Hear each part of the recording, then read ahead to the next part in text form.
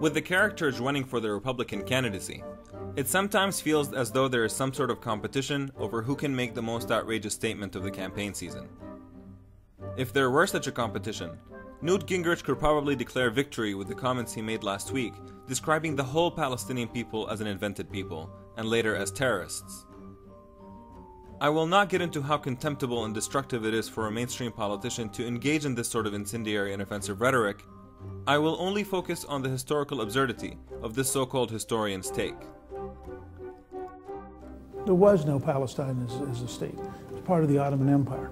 And I think that we've had an invented Palestinian people who are in fact Arabs and were historically part of the Arab community. And they had a chance to go many places. The Palestinian claim to a right of return is based on a historically false story. Now let's look at reality. True, Palestine was not an independent state, but part of the Ottoman Empire, in the same way that the tri-state area today is not an independent country, but a part of the United States of America. To suggest that it's okay to drive Palestinians from the towns and villages they've lived in for hundreds, if not thousands of years, because they're Arabs and have a chance to go many places, is just as absurd as suggesting that it's okay to drive New Yorkers out of their homes because they're American and can go to Alabama or Texas. Or like arguing that apartheid in South Africa was fine because the indigenous population was African and could just go to any other country in Africa to avoid discrimination. Can you imagine a more racist attitude?